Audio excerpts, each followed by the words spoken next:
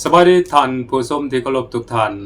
มื้อนี้ข้าพเจ้าก็จะมาเล่าเกี่ยวกับความคืบหน้าของสถานการณ์อยู่ในภูมิภาคตะวันออกกลางให้ประท่านผู้ชมได้รับชมรับฟังนำกันเหมือนเดิมท่านผู้ชม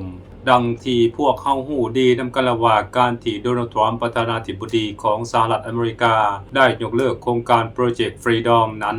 เหตุผลส่วนหนึ่งก็สืบเนื่องมาจากการที่ซาอุดิอาระเบียกับคูเวตนั้นบ่อนุญาตให้สหรัฐอเมริกา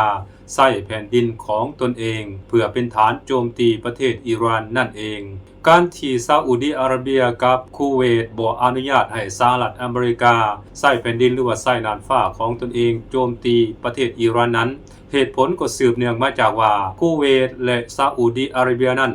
อ้างว่าก่อนที่สหรัฐอเมริกาจะมีการปฏิบัติโครงการ Project of Freedom นี้ขึ้นมานั้น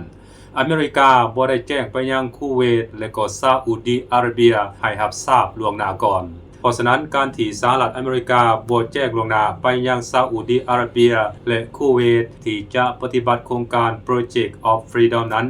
จึงเฮ็ดให้คูเวตและก็ซาอุดิอาระเบียเกิดความบ่พอใจต่อการกระทำของสหรัฐอเมริกาเป็นอย่างยิ่งเพราะมันอาจจะส่งผลกระทบต่อพื้นฐานโครงสร้างและก็ต่อสิ่งปลูกสร้างต่างๆของซาอุดิอาระเบียและคูเวตได้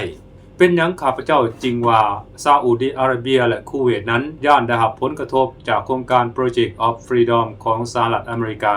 เหตุผลก็สืบเนื่องมาจากว่า Project Freedom ของสหรัฐอเมริกานั้นมันอาจจะมีการกระทบกระทั่งกันระหว่างสหรัฐอเมริกากับอิหร่านถ้าว่าโครงการดังกล่าวนี้ถูกจัดตั้งปฏิบัติแน่นอนการที่สหรัฐอเมริกาจะสามารถจัดตั้งปฏิบัติได้นั้นอเมริกาต้องมีกองหนุนและกองหนุนเหล่านั้นก็จะต้องมาจากบรรดาประเทศพันธมิตรของสหรัฐอเมริกา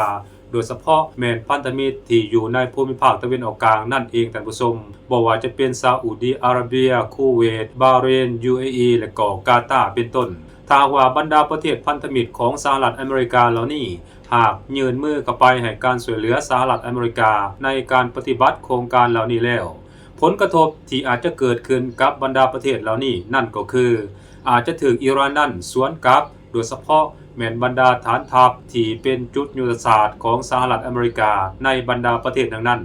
พร้อมกันนั้นมันก็อาจจะลามไปถึงพื้นฐานโครงสร้างที่รับใช้ทางด้านพลเรือนและจุดบัญชาการหรือว่าศูนย์บัญชาการของสหรัฐอเมริกาที่ประจำการอยู่ในจุดสำคัญต่างๆของประเทศเหล่านี้บ่ว่าจะเป็นอยู่โรงแรมหรือว่าสถานที่ทำงานหรือว่าเป็นสถานที่ราชการของบรรดาประเทศเหล่านี้ก็อาจจะถูกอิหร่านนั้นยิงถล่มให้เสียหายหนักหน่วงไปตามๆกันฮอดเวลานั้นบรรดาประเทศเหล่านี้ก็คงจะปฏิเสธความรับผิดชอบบ่ได้ที่ให้การช่วยเหลือและให้การสนับสนุนประเทศสหรัฐอเมริกาในการปะทะกับอิหร่านนั่นเองท่านผู้ชม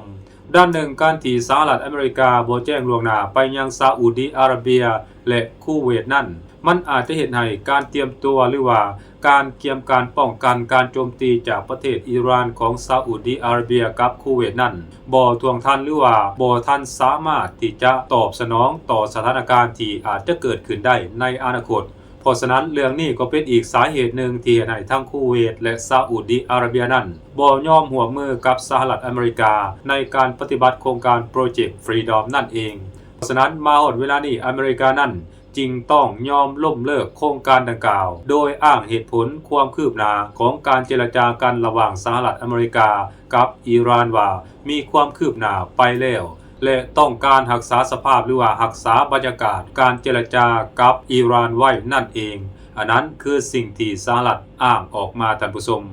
พร้อมกันนั้นสหรัฐอเมริกาเองก็ยังได้อ้างว่าดีลการเจรจาระหว่างสหรัฐอเมริกากับอิหร่านนั้นใกล้จะบรรลุหรือว่าใกล้จะเสร็จสิ้นไปเป็นที่เรียบร้อยแล้วแต่หลังจากที่โดนัลด์ทรัมป์ประธานาธิบดีของสหรัฐอเมริกาได้ประกาศยุติโครงการ Project of Freedom ได้เพียง1วันเท่านั้นสหรัฐอเมริกาเองก็ได้มีการส่งกองเรือไปปะทะกับกองเรือของอิหร่านอยู่ที่อ่าวเปอร์เซียและเหตุให้เกิดมีการปะทะกันอย่างหนักหน่วงจนเหตุให้เรือสู้รบของสหรัฐอเมริกาและฝ่ายของอิหร่านนั้นต่างก็ถูกทำลายเสียหายหนักหน่วงไปตามๆกันแต่สุดท้ายแล้วอเมริกานั้นจำเป็นต้องถอนกองเรือของตนเองออกจากภูมิภาคตะวันออกกลางโดยเฉพาะแม่นออกจากอ่าวเปอร์เซียไปส่วนว่าเหตุผลของการถอนทัพออกจากอ่าวเปอร์เซียของสหรัฐอเมริกาในครั้งนี้นั้น ก็น่าจะเกิดมาจากความเสียหายที่เกิดจากการโจมตีกันไปมา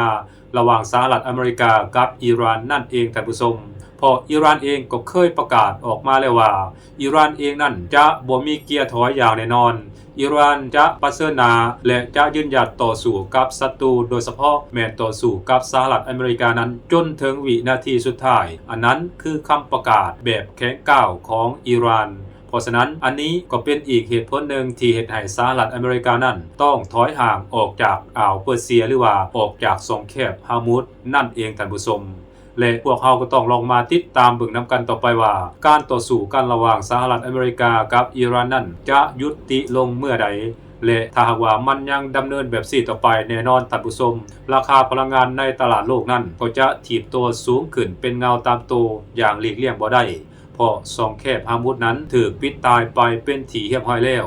ถึงแม้ว่าอิหร่านนั้นจะอนุญาตให้เรือพาณิชย์โดยเฉพาะแม่นเรือขนส่งน้ำมันของบางประเทศนั้นให้สามารถผ่านออกมาจากสองแคบฮามุดได้โดยเฉพาะแม่นเรือพาณิชย์และเรือขนส่งน้ำมันของจีนรัสเซียและก็ประเทศสเปนเป็นต้นแต่ทั้งนี้ทั้งนั้นน้ำมันที่ออกมาสู่ตลาดโลกนั้นก็ยังบ่ทันเพียงพอกับความต้องการของผู้บริโภคเพราะเรือที่ลำเลียงขนส่งน้ำมันออกจากสองแคบฮามุดนั้นมีหลายพันลำด้วยกันท่านผู้ชมแต่ว่าบรรดาเรือพาณิชย์เหล่านี้หรือว่าเรือขนส่งน้ำมันเหล่านี้ยังบ่ทันสามารถส่งออกหรือว่าแล่นผ่านสองแคบฮามุดนี้ได้มันก็จะเฮ็ดให้พลังงานในตลาดโลกนั้นยังมีราคาสูงขึ้นเหมือนเดิมท่านผู้ชมและที่สำคัญในเวลานี้หลังจากเกิดการต่อสู้กันไปมาระหว่างสหรัฐอเมริกากับอิหร่านแล้วอีกประเทศหนึ่งที่น่าจับตานั่นก็คือประเทศฝรั่งเศสนั่นเองท่านผู้ชมเพราะเวลานี้ฝรั่งเศสนั้นก็ได้ส่งกองเรือรบของตนเองนั้นมุ่งหน้าไปยังภูมิภาคตะวันออกกลางและขู่ว่าถ้าว่าอิหร่านนั้นยังบ่เปิดสองแคบฮามุดให้เรือพาณิชย์ของประเทศต่างๆเดินเรือได้ประเทศฝรั่งเศสก็จะส่งกองเรือของตนเองนั้นเข้ามาคุ้มครองเรือพาณิชย์ให้สามารถแล่นผ่านสองแคบฮามุดได้แต่ทั้งนี้ทั้งนั้นก็ขึ้นอยู่กับผลการเจรจาทางการทูตระหว่างสหรัฐอเมริกากับอิหร่านนั่นเองท่านผู้ชมถ้าว่าการเจรจาทางด้านการทูตบ่ประสบผลสำเร็จแน่นอนฝรั่งเศสอาจจะส่งกองเรือนั้นเข้ามาที่สองแคบฮามุดและเมื่อถึงเวลานั้นก็อาจจะเห็นให้เกิดการประเสริฐหน้ากันระหว่างกองเรือของฝรั่งเศสกับกองเรือของอิหร่านก็เป็นไปได้ท่านผู้ชมและมันยิ่งจะซ้ำเติมความรุนแรงหรือว่ายิ่งจะเติมไฟสงครามอยู่ในอ่าวเปอร์เซียหรือว่าอยู่ในภูมิภาคตะวันออกกลางนั้นให้ทวีความรุนแรงขึ้นอย่างแน่นอนท่านผู้ชม